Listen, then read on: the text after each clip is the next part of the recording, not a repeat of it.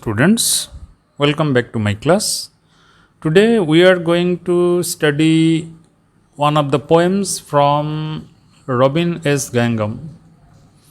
Robin S. Ngangom, as you know, is one of the most prominent poets from Northeast India in the contemporary period, who writes both in Manipuri as well as in English.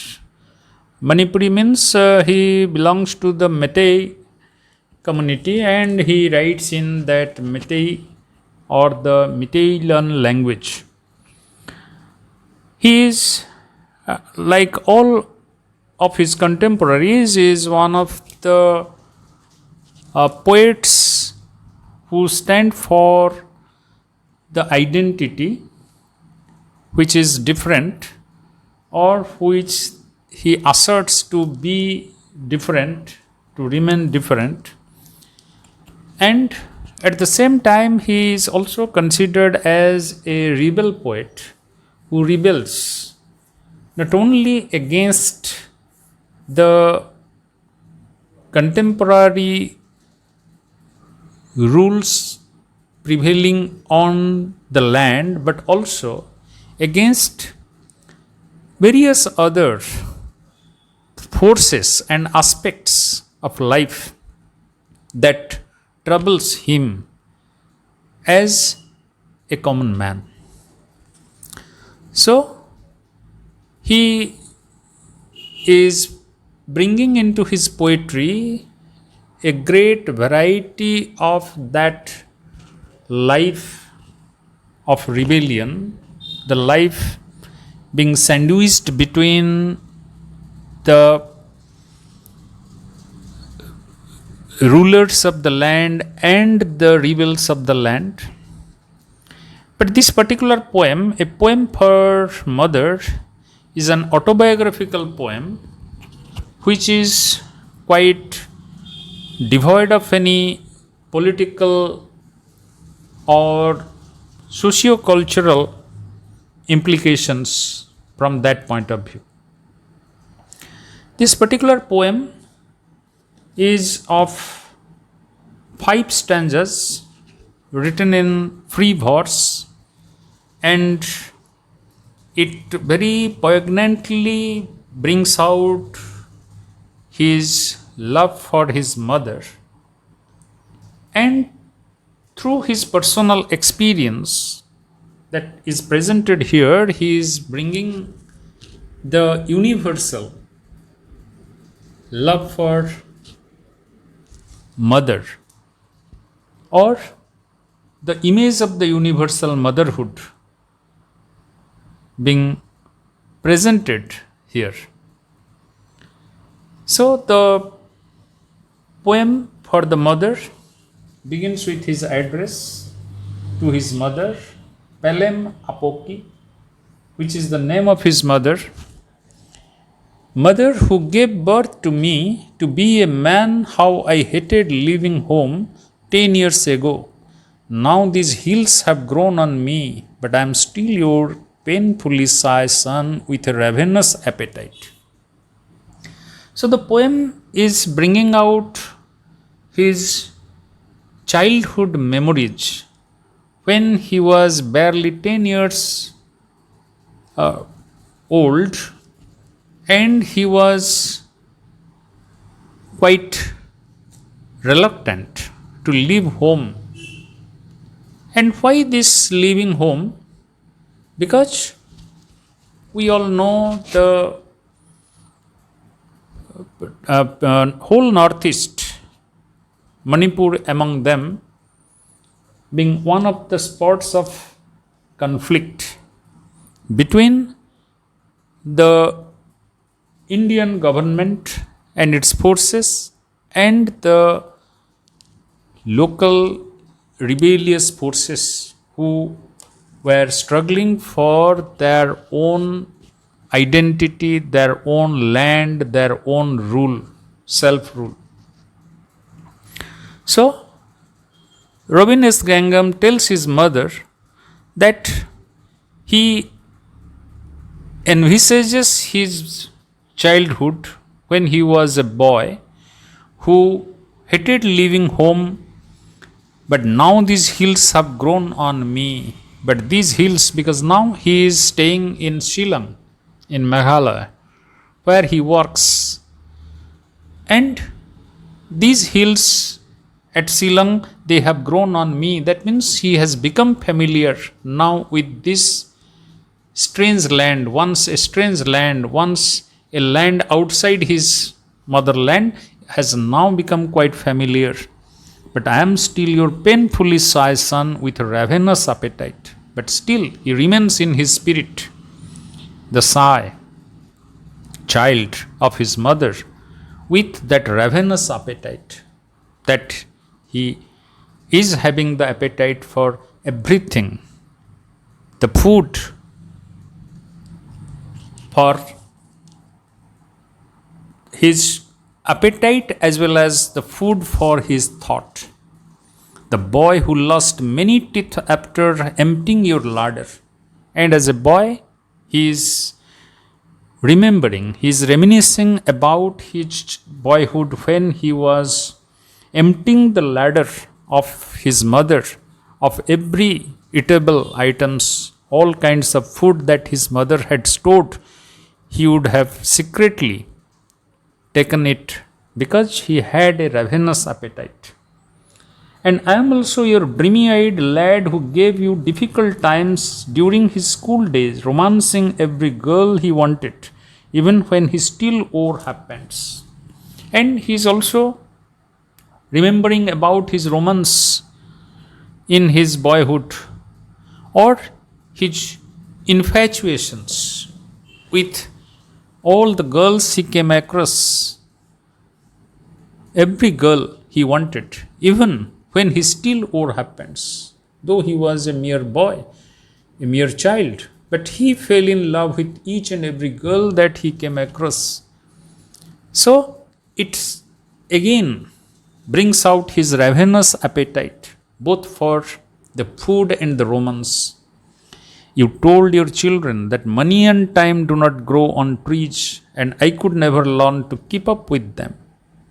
And he is now praising the wisdom, the practical wisdom of his mother, the sagacity of his mother, when she wanted to bring up her children with her wisdom of experience by telling them that money and time do not grow on trees. But the poet confesses that unfortunately he never learned to keep up with them. He never could appropriate that wisdom from his mother. It isn't that I have forgotten what you have come to mean to me, though I abandoned much and left so little of myself for others to remember me. And in spite of not falling into the instructions or wisdoms of his mother, but he reaffirms that he still loves his mother, that I have forgotten what you have come to mean to me. So he has not forgotten the importance, the significance of his mother, the relationship of his mother to him. There is no change. Though he has changed, though he has become familiar with this new place of his profession, though he has changed physically, but relationship with his mother is unchanged. So little of myself for others to remember me. Though he had left everything in his native land, though he had forgotten about most of his friends or neighborhood, though in his memory there has come so many spaces without that intimacy of relationships, but the relationship of his mother is intact. I know how you work your fingers to the bone as all mothers do for unmarried sons, aging husband and liberated daughter-in-law. And then he is, from his regret of not obeying his mother's wisdom, he is moving towards his mother's personality, his mother's image in his mind, that how his mother work your fingers to the bone, that all the times he is working and working and working tirelessly for her unmarried sons, aging husband and liberated daughter-in-laws. So time is changing, the daughter-in-laws are getting liberation, they are changing in their values, but the mother never changes. The mother is still grinding and grinding herself to make a home out of the place, out of all these members around worried about us for a long time. Your lips couldn't bourgeon in a smile, lines have furrowed your face and fast signs of snow are on your hair. And he is looking at his mother's aging figure, he is looking at his mother's growing old through her continuous working. For the mother, the time is not changing. For the mother, the relationship is not changing. But the poet is able to discern, to mark the changes in the appearance of his mother. That the mother is all the time worried about them, her husband, her children. For a long time, your lips couldn't bourgeon in a smile. And because of that worry, because of that trouble, that she could never come to smile. She has forgotten to smile because one after another the problems are manifesting, and she could look through her mind what are coming. Therefore, all the time she is serious, all the time she is working, all the time she is engaged within her thoughts. And lines have furrowed your face, the face is becoming lined, she is growing old, and fast sign of snow are on your hair, and the hair is graying. There is the sign of her getting old. Today, as on every day, you must have risen with temple bells before cockcrow, swept the floors, and after the sacred bath, cooked for the remainder of us.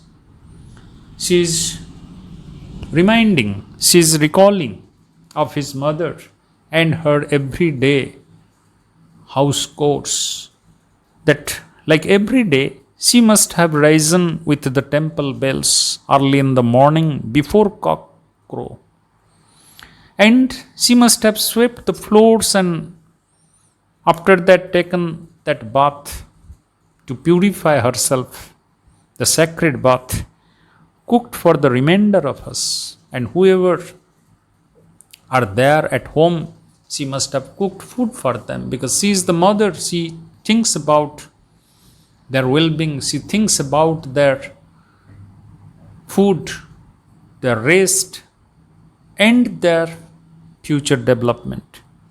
I can see you returning every dusk from the bazaar, your head laden with baskets. And after that also you go to the markets which are quite distant in these hilly places, and you coming back from the markets, from the bazaar, with your head laden with baskets, baskets of the groceries, baskets of the needful things for the household.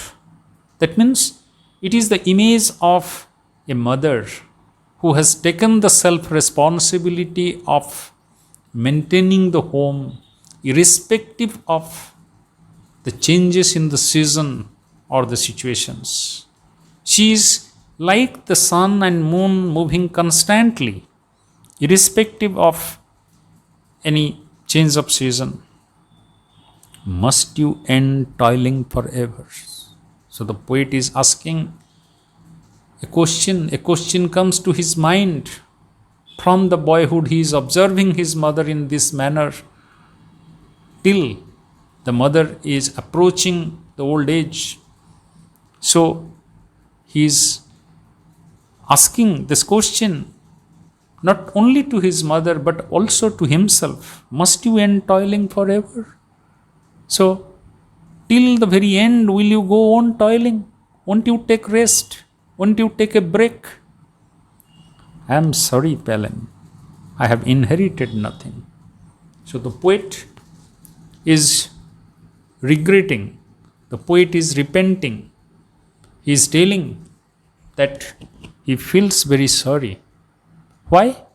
Because he has inherited nothing from his mother.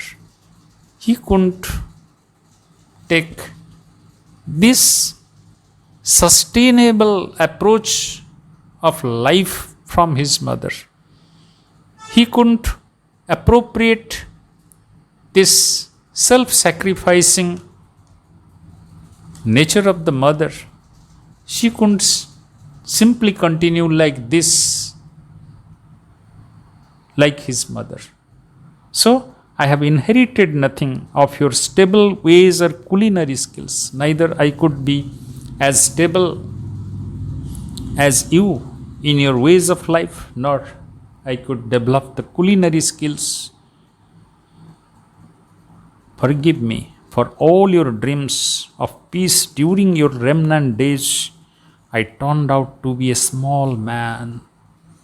The mother who lives with her children in a troubled place, in a troubled situation, must be from the childhood of the poet praying for the time of peace, when peace will come, when people will live their life peacefully without being disturbed by the violences